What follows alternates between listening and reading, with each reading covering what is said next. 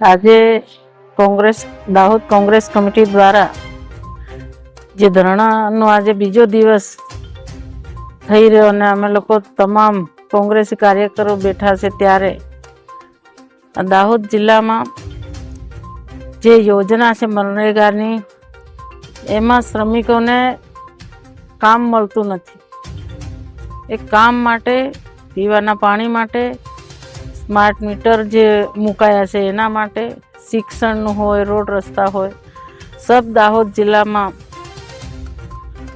ભ્રષ્ટાચાર થઈ રહ્યો છે. ત્યારે આ ભાજપની સરકાર અને એમના મળતિયા અધિકારીઓ એમને સાથે રહીને આ લોકો કોઈ ધ્યાન આપતા નથી.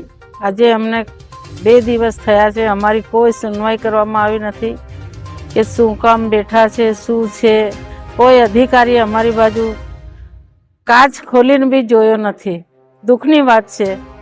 એટલા માટે કહું છું કે આદિવાસી વિસ્તાર છે, આદિવાસી વિસ્તારમાં જે લોકોને મજૂરી અર્થે બહારના જિલ્લાઓમાં જવું પડે છે, ત્યારે આપણો જિલ્લો ઘેર બેઠા મજૂરી આપે. જે તલાવનું કામ હોય, રોડનું કામ હોય, કૂવાનું હોય, આડબંધ હોય, ચેક ડેમો હોય, તો અમારા લોકો અહીંયા છોકરાને શિક્ષણ આપતા જઈને આનું કામ કરી શકે છે.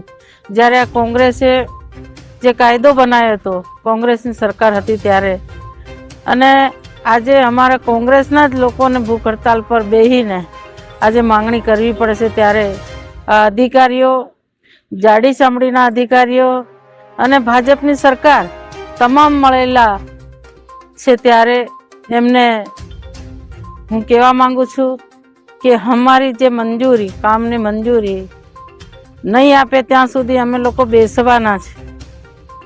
પણ બીજી એક વાત કરું, ત્યારે આજે 2 દિવસ ને કાલે 3જો દિવસ છે, ત્યારે અમે જે રસ્તા પર બેઠા છે ત્યાં અમે કાલે કદાચ એવું બની શકે કે કલેક્ટરશ્રી ને ડીડીઓ શ્રી અમારી આગળ થઈને નીકળે, ત્યારે અમે 11 વાગે કે 10:30 વાગે અમે એમનો ઘેરાવો કરવાના છે.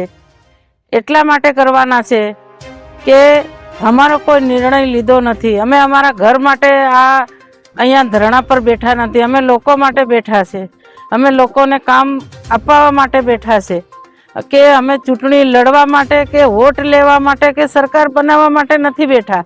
પણ આદિવાસી વિસ્તારમાં સારું પાણી મળે, સારું શિક્ષણ મળે, સારી મજૂરી મળે, એ માટે અમે આજે બેઠા છીએ. ગરબાડા ચંદ્રિકાબેન બારિયા, 1 સેમેન્ટ.